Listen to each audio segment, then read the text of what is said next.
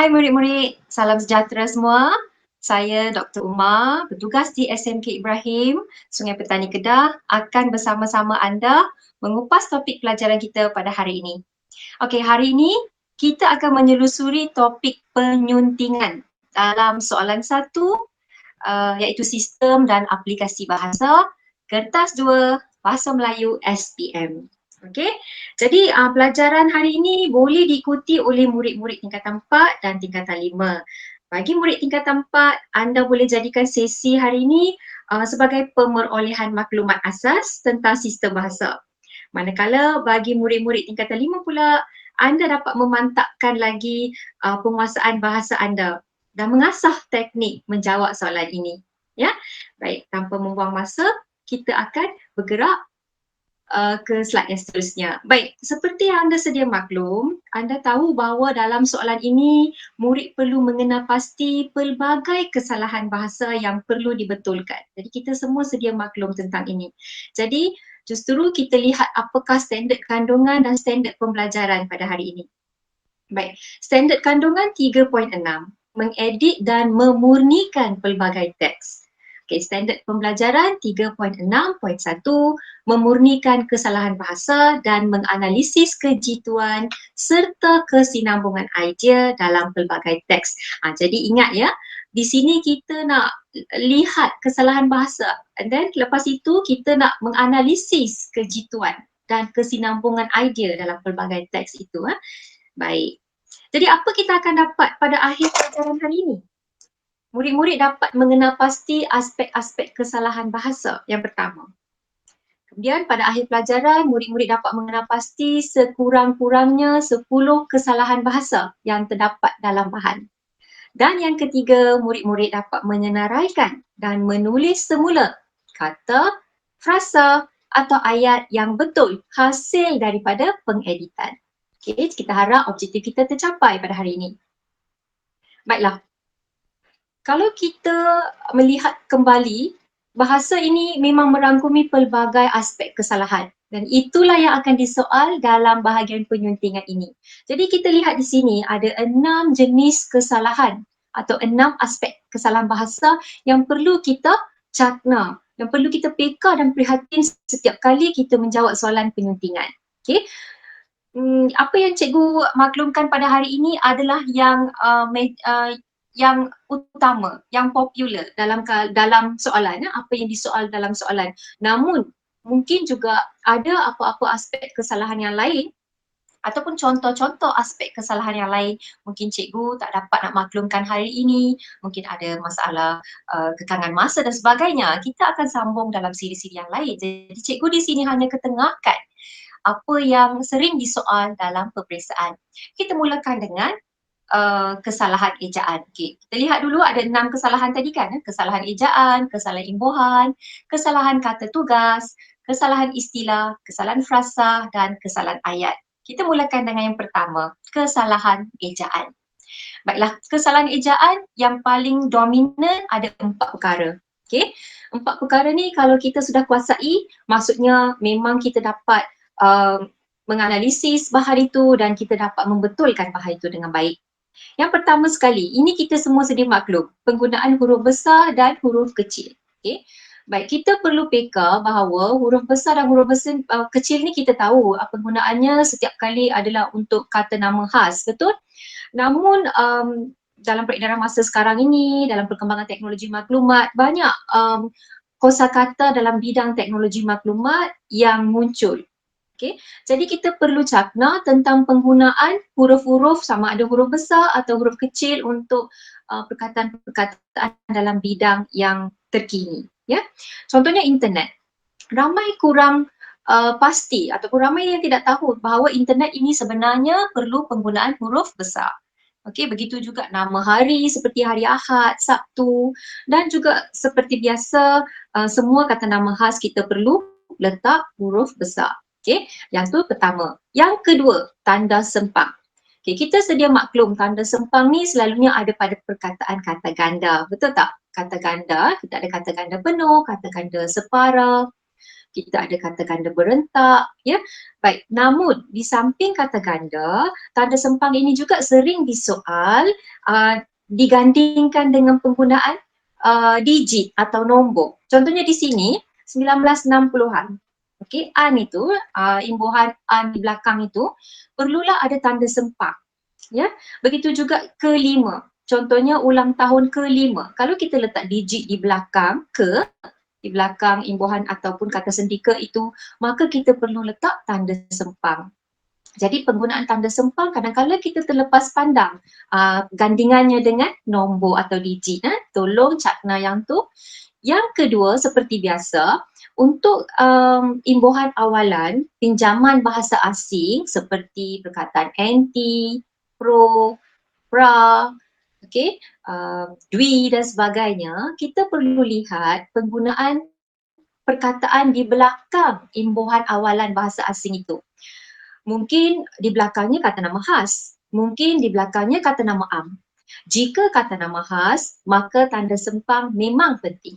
Okey, kita perlu letak. Contohnya di sini, anti Jepun. Jepun itu nama sebuah negara, kata nama khas. Maka kita perlu letak tanda sempang. Contoh yang lain, katakan anti dadah. Okey, dadah di sini dia hanyalah kata nama am. Okey, yang biasa. Bukan merujuk pada apa-apa nama yang khas.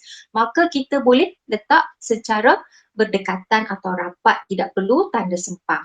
Okey. Jadi ingat ya, tanda sempang di sini hanya untuk kata nama khas sahaja selepas imbuhan awalan bahasa asing. Kita kena tahu apa itu imbuhan awalan bahasa asing, jangan lupa yang tu. Jadi kita perlu lihat semula. Okey, cikgu tadi dah beritahu beberapa contoh ya. Okey. Kemudian yang ketiga, di bawah ejaan ini ialah ejaan sama ada rapat atau jauh, jarak. Okey, jauh atau jarak. Okey, rapat bermaksud sesuatu perkataan dieja rapat. Jarak bermaksud perkataan itu dieja dengan ada ruangan atau tanda space di tengahnya.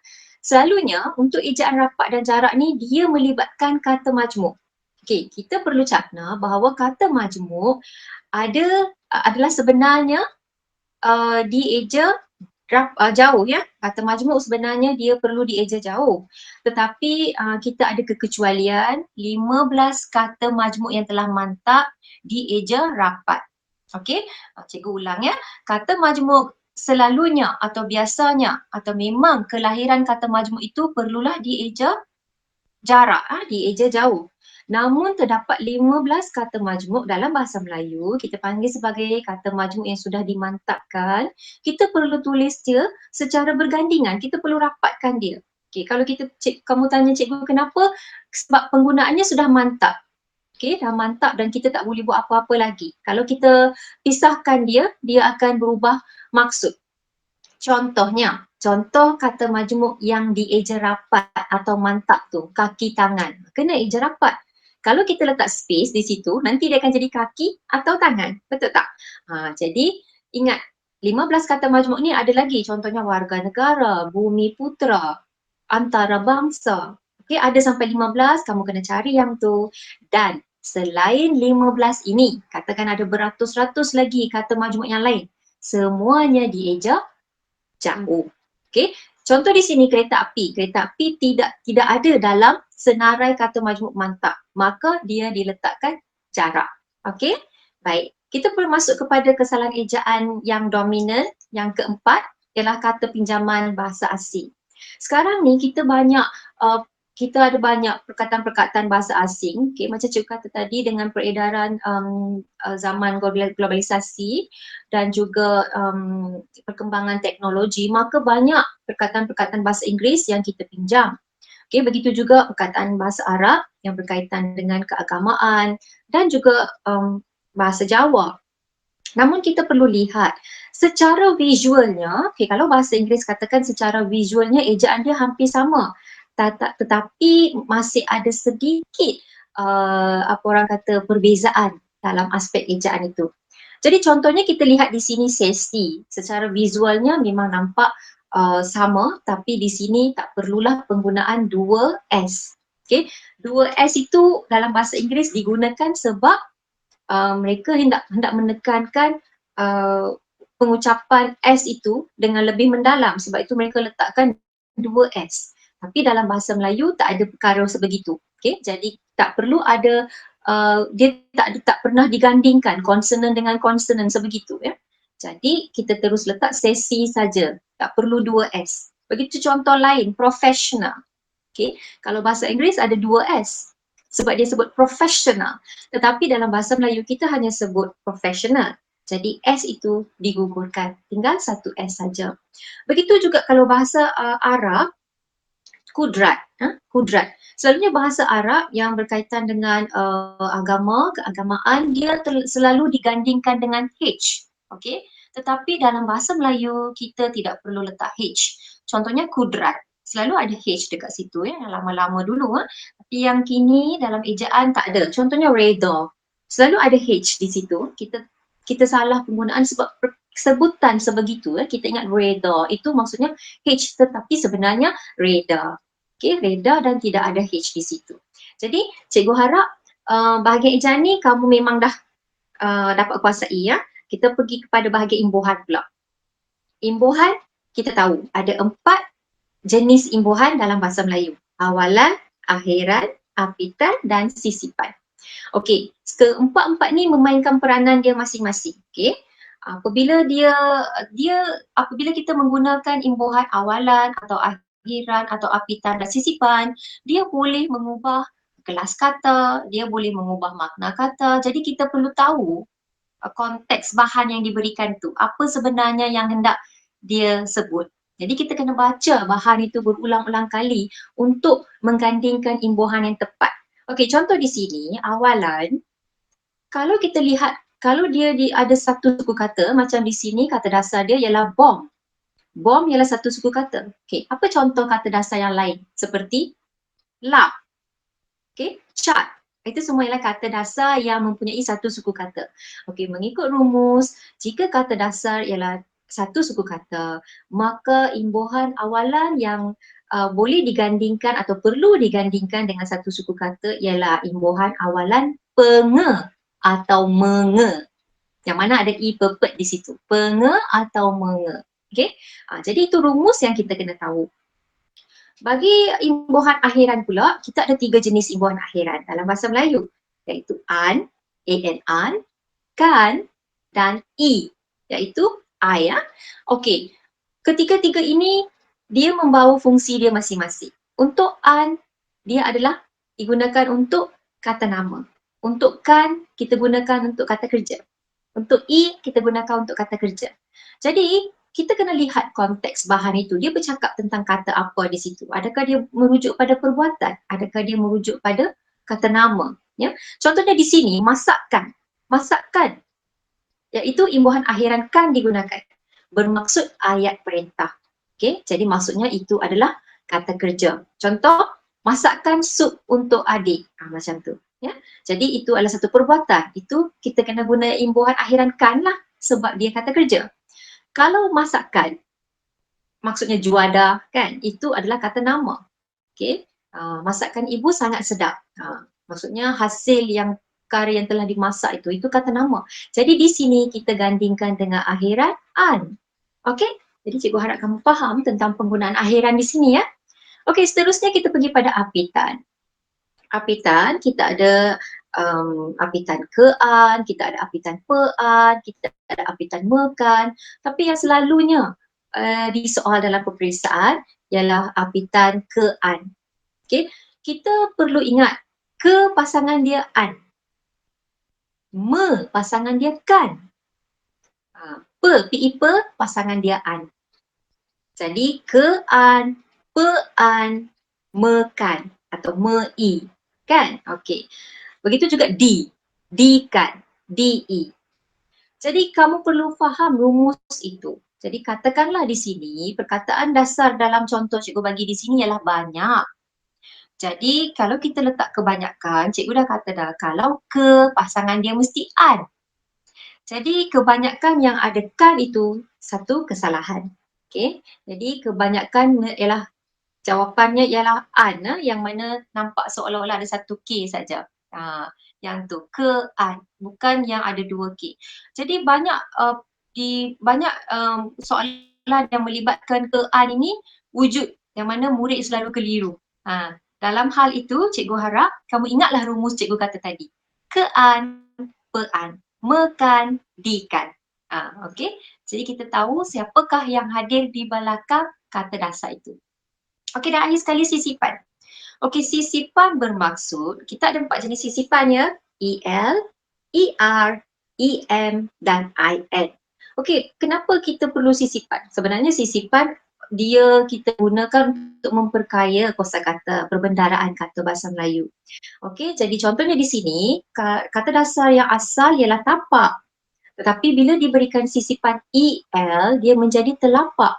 Okey, jadi tapak dan telapak mungkin ada sedikit maksud yang berbeza. Contoh guruh dan gemuruh. Begitu juga.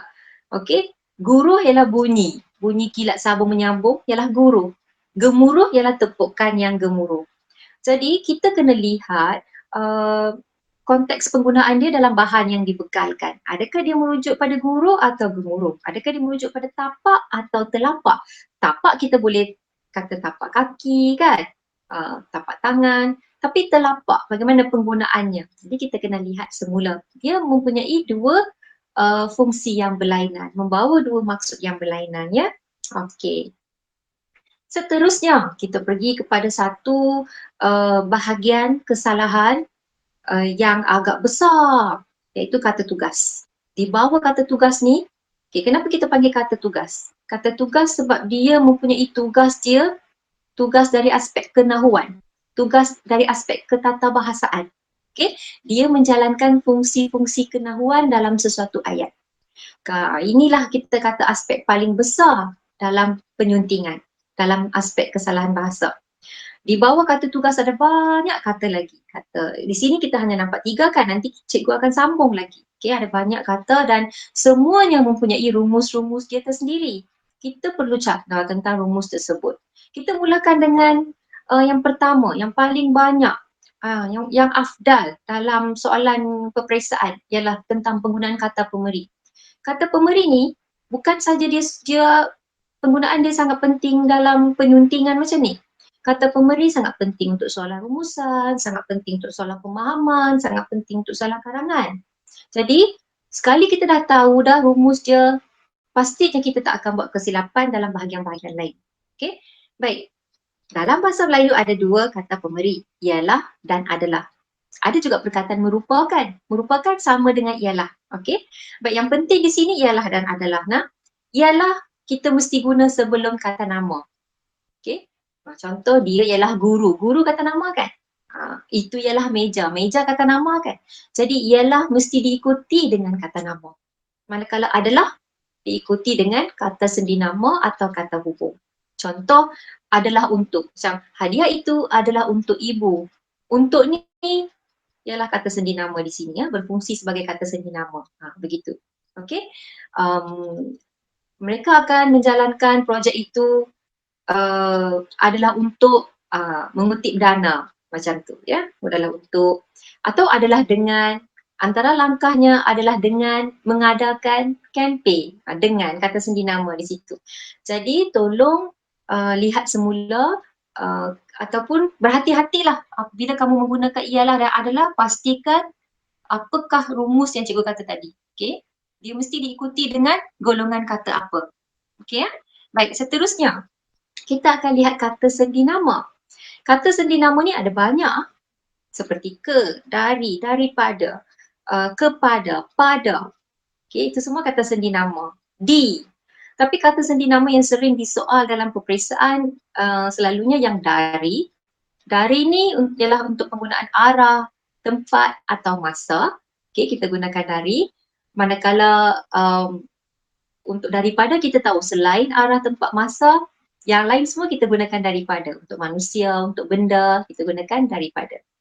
Okey, begitu juga satu lagi yang sering disoal dalam bahagian kata sendi nama ni ialah penggunaan kata sendi nama akan. Kita perlu tahu apabila nak guna akan ni dia selalunya selepas perasaan. Dia benci akan rakannya, perasaan benci. Akan rakannya. Kadang kalau kita terlepas pandang penggunaan akan ni. Okay? Akan sering diikuti dengan perasaan. Dia suka akan kawannya. Dia sayang akan ibunya.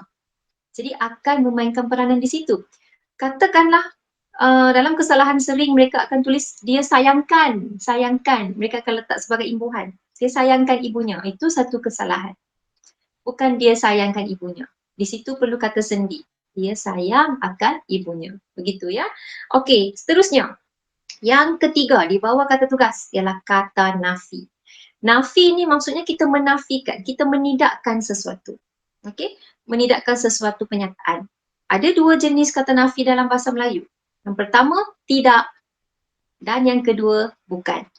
Okey, tidak dan bukan ini juga memainkan peranan yang penting. Okey, pertama sekali, tidak. Tidak diikuti sebelum kata kerja atau kata adjektif. Okey, contoh, dia tidak menyiapkan tugasannya. Tengok kata kerja. Okey, ataupun baju itu tidak cantik. Itu kata adjektif. Dan kalau bukan, itu bukan ibunya. Kata nama, ibunya. Okey, ataupun kata sendi nama seperti hadiah itu bukan adik, untuk adik. Hadiah itu bukan untuk adik, bukan untuk kata sendi nama. Jadi kita perlu ikut rumus di sini. Tidak diikuti oleh kata kerja dan kata adjektif, manakala bukan diikuti oleh kata nama dan kata sendi. Jadi kita perlu cakna di sini ya. Okey, maklumat baru. Okey, maklumat baru untuk kamu, maka kita perlulah mengingat maklumat ini sampai bila-bila. Rumus ni tak boleh dilupakan. Okey, seterusnya kata perintah. Okey, kata tugas kita ada juga 4 lagi di sini kata perintah. Kata perintah ni adalah untuk memerintahkan ataupun mengarahkan seseorang kan. Okey, kita tahu kata perintah ada jemput duduk, silakan naik, okey silakan masuk, jemput makan, tolong diam, jangan berlari begitu. Okey, kita tahu itu semua adalah kata perintah. Tapi kesalahan yang sering murid buat ialah kesalahan menggantingkan dua kata perintah secara berturut-turut. Contoh di sini, tolong jangan bising. Nak bising ke tak nak bising? Macam tu ya. Jadi di situ kita kena gugurkan tolonglah, jangan saja. Jangan bising. Jadi janganlah gandingkan kata perintah secara berturut-turut. Okey, seterusnya kata hubung. Kata hubung di sini ialah demi, untuk. Demi satu kata hubung, untuk satu kata hubung. Di sini demi dan untuk dia memainkan fungsi yang sama. Okay, kita tahu ada contoh yang lain, banyak contoh kata hubung kan. Dan, agar, jika, supaya, kerana, tetapi, manakala, itu semua kata hubung.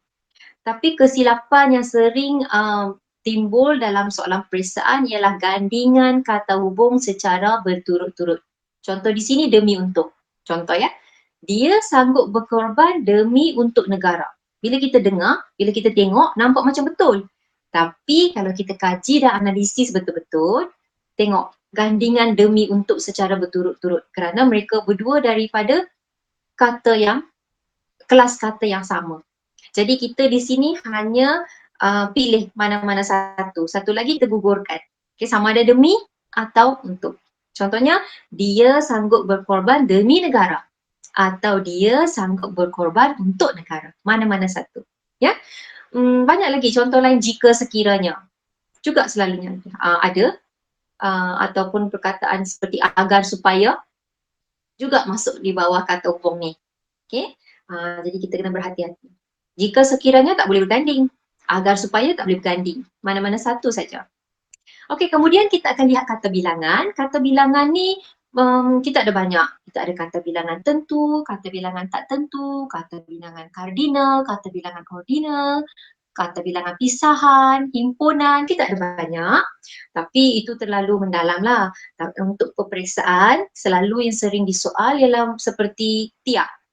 Tak ada penggunaan tiap. Dia sama ada tiap-tiap atau setiap.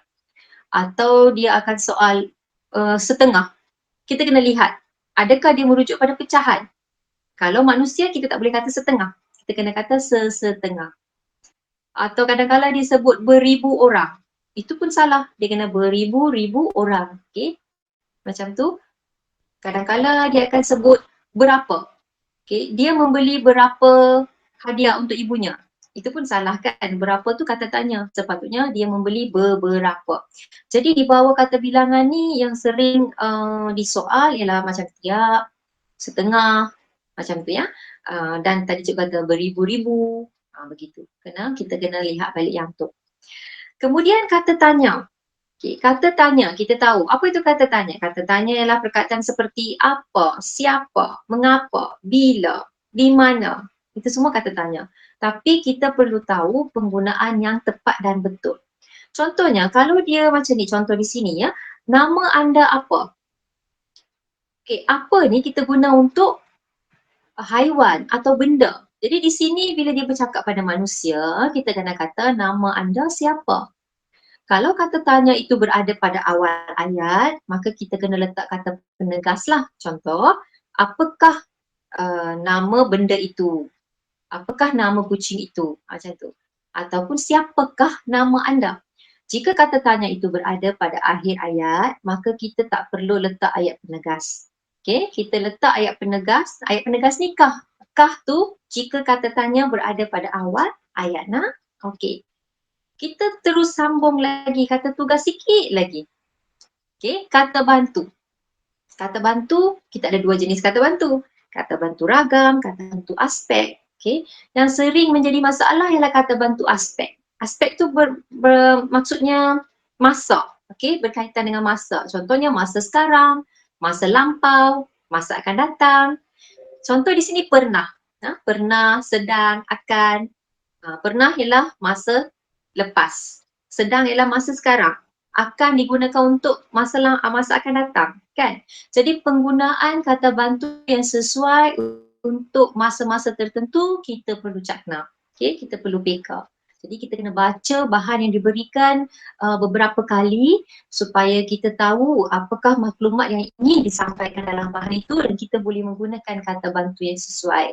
Okay, seterusnya kata penegas. Tadi kita dah bincang tentang kata penegas sikit kan. Kata penegas ni contohnya lah, tah, kah. Ini semua kata penegas. Ada juga kata penegas macam hanya, lagi, pun, juga, jua, sahaja. Itu semua kata penegas. Jadi kita kena tahu kata penegas yang sesuai. Okay, sebab mereka ada fungsi mereka masing-masing. Yang pertama tadi cikgu dah kata dah, jika kata tanya memulakan ayat tanya seperti siapa, nama anda, itu satu kesalahan. Perlu ada siapakah nama anda. Kerana kata penegas itu memainkan peranan di situ. Kemudian untuk satu lagi contoh di sini, hanya dia seorang sahaja hadir. Di sini dalam satu ayat ada dua kata penegas. Hanya dan sahaja. Okay, sebenarnya dalam satu ayat kita tak boleh ada dua kata penegas. Okey, hanya satu sahaja dibenarkan. Iaitu hanya. Okey, kita kena gugurkan salah satunya. Okey. Kita bergerak kepada aspek kesalahan seterusnya. Iaitu istilah. Istilah bermaksud dalam bahasa Melayu ada beberapa perkataan yang digunakan dalam beberapa aspek tertentu. Bukan dalam semua keadaan kita boleh menggunakan istilah tersebut. Dia memainkan fungsi-fungsi tertentu. Okey, perkataan tu nampak sama, nampak memainkan fungsi yang sama, ejaan nampak sama, sebutan hampir sama, hampir-hampir, tapi mereka membawa makna, mendukung makna yang berlainan. Okey, ini pun akan disoal dalam peperiksaan. Contohnya, yang pertama di sini, belok dan blok. Belok, kita tahu belok maksudnya kita menukar arah, haluan. Dan blok maksudnya deretan rumah, okey, blok. Okey, jadi dua perkara berbeza. Begitu juga dengan bina dan bena. Mungkin kamu boleh tanya cikgu, cikgu adakah perkataan bena? Ya. Bena maksudnya peduli. Bina maksudnya kita sedang membina bangunan ke, okey, bina rangka karangan ke. Tapi di sini bena bermaksud peduli. Jadi dua perkara yang berbeza. Okay. Kemudian cocok dan cucuk. Cocok kita tahu sepadan. Cucuk kita tahu dia ialah benda yang tajam, runcing, juga digunakan sebagai penjodoh bilangan. Jadi dua penggunaan yang berbeza. Begitu juga dengan jemput dan undang. Ini selalu menjadi kekeliruan dalam kalangan murid-murid. Malah orang dewasa pun keliru. Jemput tu apa? Jemput tu maksudnya kita pergi, kita bawa orang tu pulang. Contohnya menjemput ayah di lapangan terbang. Menjemput kakak dari sekolah macam tu. Iaitu pergi, bawa orang tu dan pulang semula. Undang ini adalah untuk undang ke majlis, undang ke sesuatu perayaan, rumah terbuka. Dia dua perkara yang berbeza. Begitu juga mengindahkan dan mengendahkan. Mengindahkan ialah proses mengindahkan sesuatu kawasan, mencantikkan. Mengendahkan maksudnya mempedulikan. Okey, jadi endah dengan bena tadi sama maksud. Okey, jadi kita kena lihat.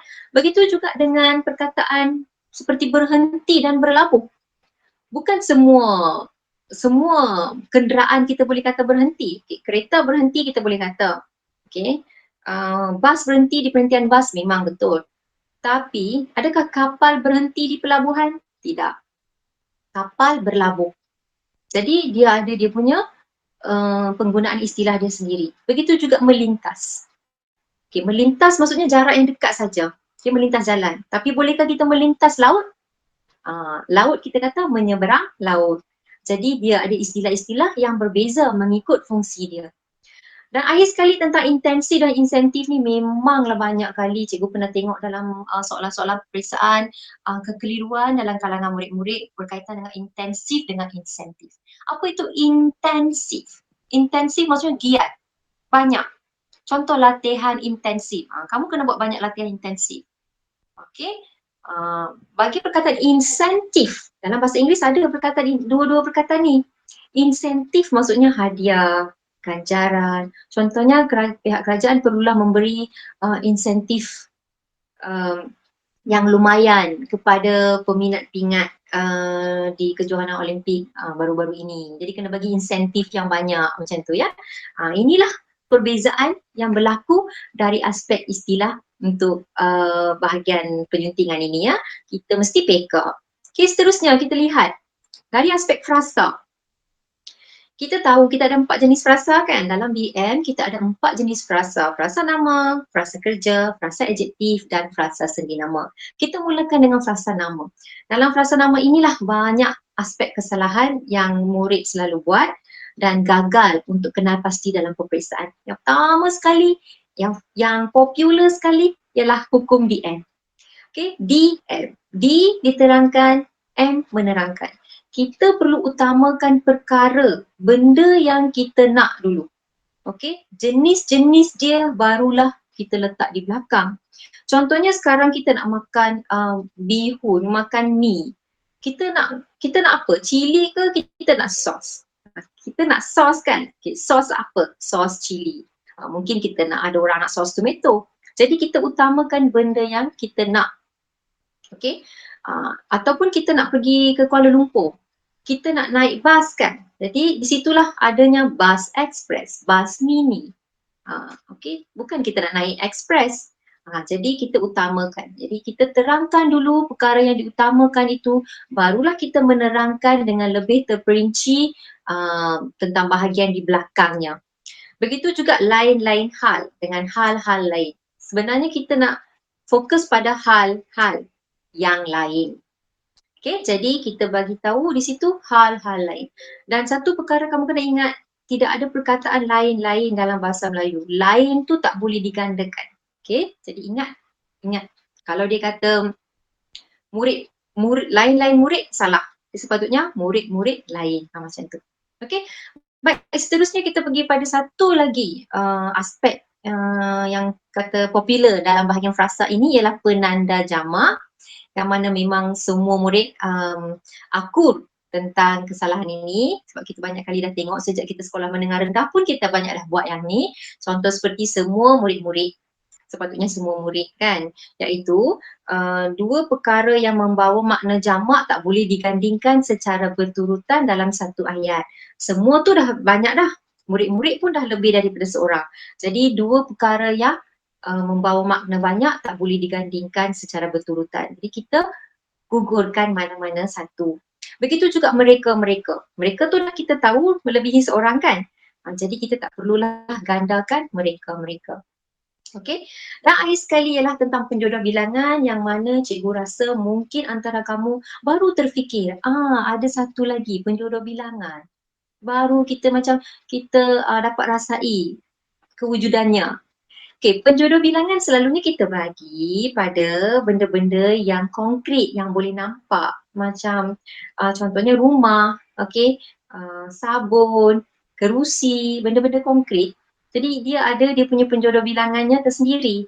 Tapi bagi benda-benda abstrak yang memang kita tak nampak, kita tak boleh bagi penjodoh bilangan. Contohnya impian, kita tak nampak impian. Okey, cita-cita, semangat, kita tak nampak. Jadi bila kita tak nampak benda-benda abstrak begini, kita tak bagi penjodoh bilangan. Okay? Jadi sebuah impian hanya tinggal impian saja. Contohnya dia mempunyai sebuah impian. Di ayat dia akan jadi dia mempunyai impian. Begitu saja. Tak perlu penjodoh bilangan. Okay, itu di bawah frasa nama. Apa kata kita lihat frasa kerja pula? Okay. Di bawah frasa kerja kita ada 3 frasa kerja yang utama ya. Frasa kerja transitif, frasa kerja tak transitif dan frasa kerja pasif. Okey, apa itu transitif? Kalau kita nak cakap tentang transitif dan tak transitif ni mungkin dia memerlukan 1 hari pun tak habis. Dia begitu banyak perkara-perkara penting di dalamnya. Tapi cikgu ringkaskan saja di sini. Ingat saja, frasa kerja transitif ialah frasa kerja yang ada penyambutnya di belakang. Dan penyambut itu daripada golongan kata nama. Penyambut itu ialah kata nama, frasa nama. Okay? Dia mesti macam tu. Jadi kalau kita lihat di sini menegaskan, cuba tengok kat belakang dia. Ada tak kata nama? Lagi tu bukan kata nama. Lagi ialah kata penegas. Rupanya kata nama ada kat belakang hujung hal itu. Ada. Maka di situ berlaku satu kesilapan. Dia kena letak hal itu barulah diikuti dengan lagi. Barulah dia menepati rumus frasa kerja transitif. Sebab frasa kerja transitif menetapkan selepas satu kata kerja mesti diikuti dengan objek kata nama. Kita panggil dia kata nama tu sebagai objek lah. Mesti diikuti oleh kata nama. Okay? Jadi sepatutnya jawapan yang betul ialah menegaskan hal itu lagi. Macam tu. Okay. Jadi benda-benda tak penting letak di belakang. Kita pastikan dua pasangan ini satu kata kerja, satu kata nama berturutan. Okay.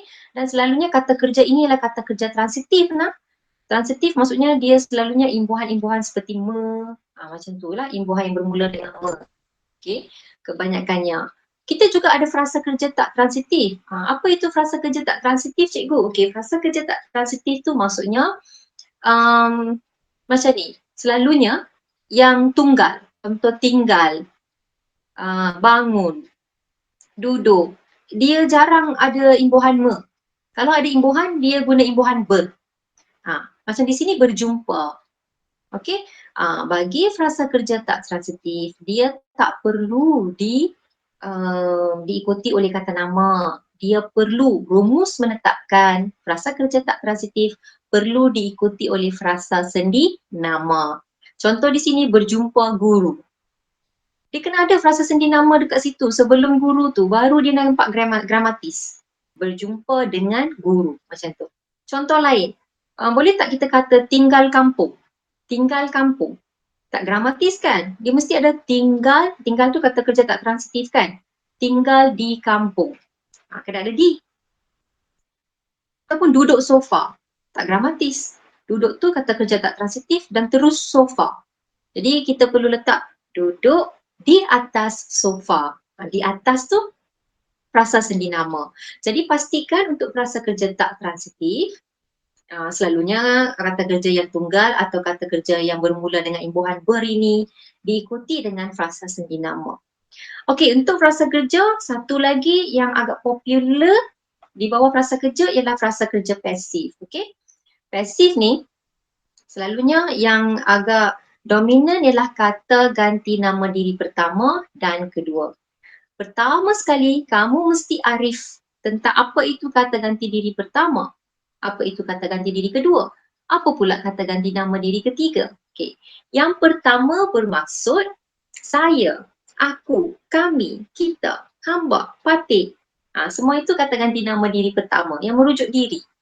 Kata ganti nama diri kedua ialah orang di hadapan yang bertentang mata dengan kamu.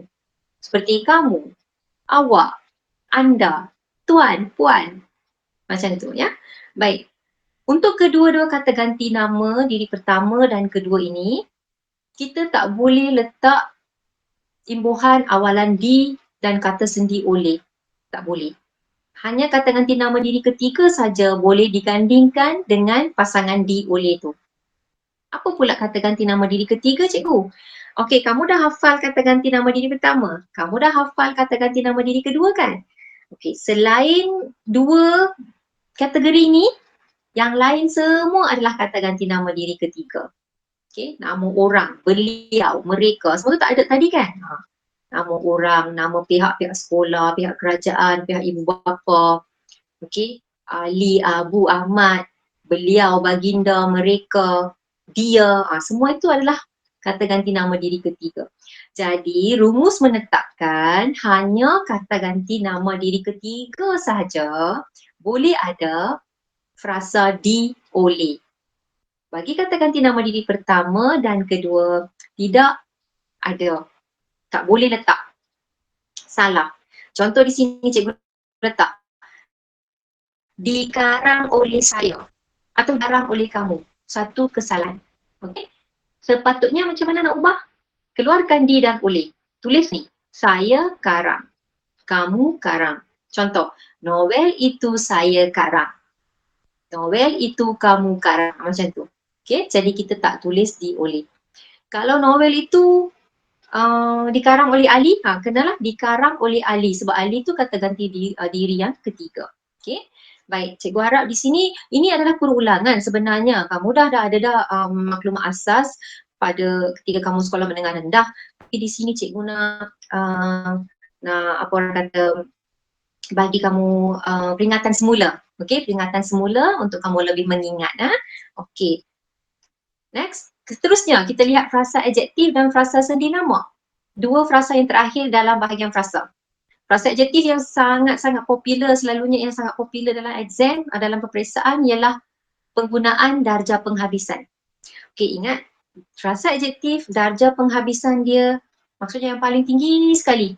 Okey, yang paling tinggi ialah perkataan frasa paling ialah perkataan paling dan ter. Paling dengan ter, mereka dah darjah penghabisan. Mereka tak boleh digandingkan dengan apa-apa lagi kata penguat di belakangnya. Okay. Kata penguat paling dan ter sudah ada pada aras tinggi. Ya. Jadi mereka tak boleh digandingkan dengan apa-apa kata penguat di belakangnya. Macam di sini, paling tinggi sekali. Sekali tu tak perlu dah. Paling tu dah menunjukkan darjah penghabisan. Jadi kita gugurkan mana-mana satulah. Sama ada kita gugurkan paling atau kita gugurkan sekali. Tapi kamu kena ingat, bagi kata penguat seperti amat, sangat dan sungguh, okay, amat, sangat, sungguh, mereka tiga kata penguat ni boleh diikuti dengan sekali di belakang. Okay. Paling dengan ter saja tak boleh. Tiga orang ni, amat, sangat, sungguh, boleh. Ini kamu kena ingat, memang dia popular. Okey, akhir sekali untuk bahagian frasa, kita dah sampai ke frasa sendi nama. Frasa sendi nama ni sama macam masalah kata hubung tadi, yang mana penggunaannya berturut-turut. Contoh di sini, hingga sendi nama, ke pun sendi nama. Jadi dua kata sendi nama tak boleh digandingkan sekali secara berturut-turut. Dia tak gramatis. Okay, kita hanya kena pilih salah satu sahaja. Contoh, mereka berlatih dari pagi hingga ke malam. Hingga ke malam. Bila kita dengar macam betul. Bila kita baca rasa macam betul. Tapi di situ ada kesalahan. Hingga ke berturut-turut. Jadi kita hanya pilih salah satu saja, kita gugurkan satu ya, sama ada hingga atau ke, kerana mereka membawa atau menjalankan fungsi yang sama. Okey, seterusnya kita lihat yang terakhir sekali dalam aspek kesalahan ayat. Okey, ayat ni kita ketahui kenapa nama dia ayat. Nama dia ayat sebab dia mesti ada subjek dan predikat. Sesuatu ayat itu dikenali sebagai ayat apabila dia mempunyai subjek dan predikat. Okey? Apabila dia bermula dengan huruf besar dan diakhiri dengan titik atau noktah. Itu nama dia subjek ayat. Tapi bila kita lihat dalam bahan yang dibekalkan, ataupun kadang-kala kamu juga ada buat kesalahan ni dalam penulisan rumusan, penulisan karangan. Kamu suka bagi ayat-ayat yang tergantung tanpa subjek. Okay, contohnya di sini cikgu letak. Katakanlah ada satu ayat. Seterusnya mengadakan kempen. Contohlah, seterusnya mengadakan kempen untuk menyedarkan masyarakat tentang kepentingan amanan menabung. Tapi kita tak tahu siapa yang mengadakan kempen tu, apa subjeknya. Ayat di situ bermula dengan predikat. Okay? Maka di sini kita perlu letak subjek. Selalunya subjek ialah frasa nama. Siapa yang kena buat yang tu? Seterusnya pihak kerajaan mengadakan kempen. Ataupun seterusnya pihak kerajaan haruslah mengadakan kempen. Jadi kena ada pihak di situ yang menjalankan perkara tersebut. Okay? Tak ada manusia yang tak ada kata kerja yang dilaksanakan sendirinya. Mesti ada satu pihak yang buat kan? Jadi itu pihak itulah kita panggil sebagai subjek. Jadi semua ayat perlu ada subjek. Kalau tak ada subjek, dia dikira ayat tergantung, ayat tidak gramatis. Okey? Satu lagi perkara penting di bawah ayat ialah kalau kamu sedang buat ayat majmuk maksudnya ayat yang mengandungi kata hubung. Okey? Contoh dia tidak hadir ke sekolah kerana sakit. Itu ayat majmuk. Sebab ada kerana kan. Kamu kena pastikan ayat tu ada ayat induk ataupun ayat utama. Okey, contoh di sini. Semoga anda sentiasa sihat, katakan. Semoga tu ialah satu kata hubung keterangan. Semoga tu ialah kata hubung. Jadi kenapa tiba-tiba dia kata semoga anda sentiasa, apakah apa dia nak sampaikan mesej di sini pun kita tak faham. Jadi sepatutnya mesti ada satu ayat induk kat depan tu. Saya berdoa semoga anda sentiasa sihat. Saya berdoa itulah ayat induk. Semoga itu ayat seterusnya. Ayat sambungan dia. Okey? Semoga itu ialah kata hubung keterangan. Maka di sini barulah ada satu ayat yang dramatis. Okey? Jadi cikgu harap dua benda di bawah ayat ni kamu kena cakna. Okey? Kadang-kadang kita terlepas pandang. Okey? Baik. Setakat itu adalah nota berkaitan dengan aspek kesalahan bahasa. Macam cikgu kata awal tadi, mungkin ada yang cikgu terlepas nak berikan contoh-contoh. Okey, dalam siri akan datang kita akan lihat dengan lebih mendalam. Ataupun bila kamu mula membuat latihan yang banyak, kamu sendiri dapat pelajari. Okey, itu pembelajaran kendiri kamu. Kamu dapat sendiri lihat apa kesalahan yang wujud.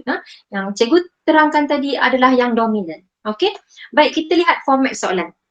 Soalan ni dalam bahagian aplikasi bahasa, sistem bahasa, soalan ini, soalan penyuntingan lah yang membawa markah yang paling tinggi. Okey, kerana kesalahan dia sampai 13 kesalahan. Ada cikgu pernah tengok sampai 16. Okay, mungkin ada 11. Tapi belas-belas. Okey? Kadang-kadang dia bagi satu petikan, kadang-kadang dia bagi dua petikan. Tapi bila kita campur balik bahagian penyuntingan ni, mesti melebihi 10 markah.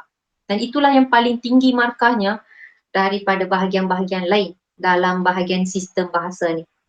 Okey, jadi kita lihat pada format soalan, dia kata petikan mengandungi 13 kesalahan. Yang tu penting. Tolong highlight, tolong gariskan. Dia minta berapa? Senaraikan. Maksudnya kamu kena senaraikan semua kesalahan dan betulkan kesalahan-kesalahan itu. Maksudnya lepas senarai, di tepinya perlu ada pembetulan. Anda tak boleh menyenaraikan lebih daripada 13. Katakan kamu nampak kamu nak selamatkan diri kamu. Kamu nak save diri kamu, kamu tulis 14, 15, 16. Dia tak benarkan kamu dan dia pun tak akan baca yang bawah-bawah tu, 14, yang 15, 16 tu. Jadi dia nak 13 saja. Dia akan pastikan memang ada 13, memang 13 lah dalam petikan tu. Tak ada kurang, tak ada lebih. Okey? Dan kamu tak perlu salin petikan tu. Kamu hanya cari saja kesalahan, kamu senaraikan kesalahan itu dan kamu betulkan. Ramai murid akan buat kesilapan, dia hanya tulis jawapan betul je. Yang salah dia tak tulis. Terus dapat kosong. Kerana kamu tak ikut arahan, dia minta senaraikan dahululah. Kemudian baru betulkan. Kamu letak satu tanda sempang, ada kalanya cikgu lebih suka kalau kamu buat dalam bentuk jadual, salah betul. Ini untuk mengingatkan kita ada salah dan ada betul. Jadi kalau ada jadual dia lebih mantap, dia lebih senang pemeriksa tengok dan memudahkan kamu. Ada bilangan 1, 2, 3, kita tahulah ada sampai 13 kesalahan kan. Jadi pastikan kamu kreatiflah di sini dan tolong ikut arahan betul-betul. Senaraikan, jangan tulis jawapan saja. Okey, ini soalan dia. Kumpulan pengangkat itu, sambil kita baca, pertama bila kita baca bahan, kita kena faham bahan. Sebab kalau tak faham memang kita tak tahu mungkin kesalahan imbuhan ke apa kan, kita kena baca bahan. Sambil kita baca bahan, kita juga kena gariskan apa-apa kesalahan yang kita nampak macam agak orang kata dalam keadaan mencurigakan. Ini mungkin macam ada kesalahan. Jadi kita gariskan dahulu. Okey, kita baca sama-sama. Kumpulan pengangkat itu telah berjaya keluar daripada hutan belantara itu dengan berpandu kompas dan peta yang tersedia. Kesesatan mereka telah masuk hari ke-5. Selain daripada kelukaan calar balat, muka mereka juga kelihatan putih kerana mengalami kelaparan yang serius. Pihak penguatkuasa telah menghantar 150 orang pasukan penyelamatan untuk mengadakan operasi mencari 5 mangsa itu. Segala kesilapan yang telah mereka hadapi perlu menjadi pengajaran lain-lain pasukan. Okey, kali pertama kamu baca, mungkinlah kamu dah dapat kenal pasti yang apa orang kata agak menonjol kesalahannya. Kamu dah biasa nampak. Okey. Jadi kalau lagi kamu tak dapat lagi selagi tak dapat 13, baca lagi kali kedua, baca lagi kali ketiga sampailah kamu dapat cari 13 ya. Okey. Kita lihat. Tadi cikgu rasa kamu memang bijak pandai, memang dah ada dah beberapa jawapan dalam minda kamu. Okey. Di sini cikgu hanya gariskan dan highlight semua kesalahan. Okey, ada 13 semuanya. Kumpulan pengangkat. Okey, rasanya di situ istilah yang salah. Kumpulan pengangkat tak sesuai. Yang sesuai ialah pasukan pengangkat. Berjaya keluar daripada hutan. Hutan tu tempat. Jadi tadi cikgu kata sendi nama yang sesuai untuk tempat ATM ialah dari. Okey. Kemudian berpandukan dengan berpandu kompas. Sepatutnya dengan berpandukan kompas. Kerana imbuhan ber perlu digandingkan dengan kan. Berpandukan kompas. Itu lebih sesuai.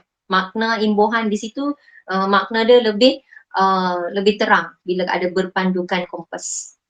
Okey, seterusnya. Telah masuk hari ke-5, macam cikgu kata tadi. Apabila ada digit, sebelum dan selepas digit perlu ada tanda sempang. Jadi dekat ke tu kena ada tanda sempang. Okey. Selain daripada. Okey, kenapa cikgu selain daripada tak boleh guna ke? Sekarang ni kamu kena faham. Selain tu kata umum, kata sendi. Daripada pun kata sendi. Selain ni kata sendi sama makna dengan dan tau. Contohlah cikgu bagi. Dia suka makan ayam selain daging. Macam tu. Okay, maksudnya dia suka makan dua-dua. Ayam dan daging. Jadi selain tu dia menggantikan macam dan. Jadi dan ialah kata hubung. Jadi penggunaan dua kata ini secara berturutan tak sesuai. Okey, jadi kita kena gugurkan daripada. Begitu juga penanda wacana selain daripada itu tak boleh gunakan lagi tau. Jadi janganlah kamu gunakan dalam karangan dah. Untuk rumusan ke, untuk karangan ke, jangan guna dah selain daripada itu. Dia sekarang dah selain itu saja.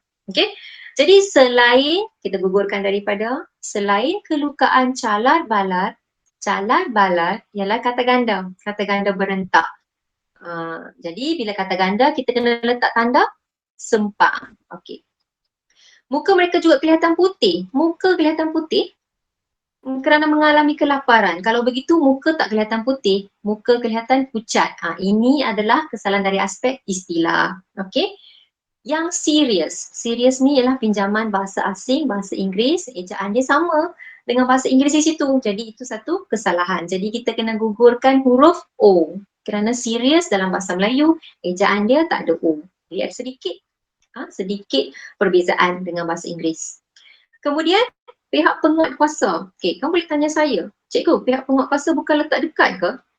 Apa salahnya di situ? Okey, kita tengok pada kata dasar dia. Kata dasar dia ialah kuat kuasa. Okey, kuat kuasa ialah kata majmuk. Kata majmuk perlu ada space atau ruangan di tengah. Dan apabila sesuatu kata majmuk diberikan imbuhan, di sini diberikan imbuhan awalan atau diberikan imbuhan akhiran, mana-mana satu dia masih ditulis jauh. Tak boleh dekatkan dia. Okey, penguat kuasa ditulis jarak. Tak boleh dekatkan dia. Habis bila kita nak lekatkan dia, cikgu? Okey, apabila dia diberikan imbuhan apitan, kita kena letakkan dia dekat. Contoh kalau penguatkuasaan, ada an kat belakang, apitan, pe dan an. Maka kita apitkan dia, kita letakkan dekat-dekat. Okey, kalau salah satu je, katakan ada kat depan je imbuhan dia atau imbuhan kat belakang saja ke, dia masih lagi duduk jauh. Diapit baru dia duduk dekat. Begitu juga mengambil alih, masih letak jauh. Tapi kalau kita kata pengambil alihan, dia letak dekat. Okey, dikuat kuasa, masih ditulis jauh. Okey, kalau kita tulis dikuat kuasakan, baru letak dekat. Cikgu harap penerangan ni kamu apa orang kata kamu boleh ingat, sebab tadi cikgu tak bagi penerangan ini kan untuk kata majmuk. Ni penerangan tambahan di sini. Okey, seterusnya 150 orang pasukan penyelamatan, bukan pasukan keselamatan. Imbuhan, kesalahan imbuhan di situ. Operasi mencari 5 mangsa. Mangsa 5. Lepas tu ini adalah frasa nama yang mana nampak macam ada masalah gramatis di situ. Dia kekurangan penjodoh bilangan. 5 orang mangsa. Okey. Kemudian segala kesilapan yang telah mereka hadapi. Mereka kata ganti nama diri ketiga. Kalau kata ganti nama diri ketiga, perlu ada imbuhan di dan kata sendi oleh yang telah dihadapi oleh mereka. Itu paling gramatis. Dan akhir sekali, lain-lain pasukan. Cikgu dah jelaskan tadi, tak boleh gandakan lain-lain. Hukum DM di sini, kita kena letak pasukan lain. Okay, jadi kita dah tengok dah semua kesalahan dan kita dah betulkan. Kita perlu letak dalam bentuk dalam bentuk jawapan begini ya. Kamu kena senaraikan dulu semua kesalahan dia. Okey, di sebelah. Okey, kalau kesalahan dia bermula pada awal ayat dengan huruf besar, kita pun letak huruf besar kumpulan tadi kan, dia mula pada awal ayat. Jadi kumpulan K tu huruf besar, jawapan pun kita kena bagi jawapan huruf besar. Tapi yang lain semua adalah di tengah-tengah ayat tu. Kalau dia tak mula dengan huruf besar, kita jangan letak huruf besar ya. Kita kekalkan huruf kecil. Contohnya nombor 5, selain daripada tadi dia memulakan ayat ke huruf besar kan. Jadi kita pun letak huruf besar. Kita ikut dia semula. Huruf besar kita letak huruf besar. Sebab di permulaan ayat. Huruf kecil kita kekalkan huruf kecil. Kecualilah dia kata nama am dan kata nama has. Tengok ni jawapan dia. Yang penting kamu kena letak dalam bentuk salah dan betul lah. Jadi kita ada 13 jawapan. Okey, baiklah. Saya rasa kita dah sampai ke akhir pelajaran pada hari ini. Okey, jadi cikgu rasa apa maklumat yang cikgu bagi dari awal tadi dapatlah kamu sintesis, kamu aplikasikan, okey, dan kamu lihat semula, kamu buat pembelajaran sendiri, kamu buat banyak latihan supaya kamu dapat menguasainya dengan sepenuhnya dan soalan penyuntingan ni tidak menjadi satu isu yang besar untuk kamu. Dia adalah sesuatu yang agak senang. Okay? Kita buat perkara ni bagi memudahkan. Okey, jadi cikgu nasihatkan kamu ingatlah semua maklumat-maklumat tadi ya. Jadi kalau ada maklumat lain, cikgu akan kongsi dalam siri yang lain. Okey, jadi sebelum cikgu mengundurkan diri, cikgu harap kamu dapat ataupun penonton yang sedang menonton hari ini dapat isikan maklum balas program di pautan yang tertera pada skrin ini. Dan jika ada apa-apa penambahbaikan, bolehlah pihak kami di sini akan tambah baik ya.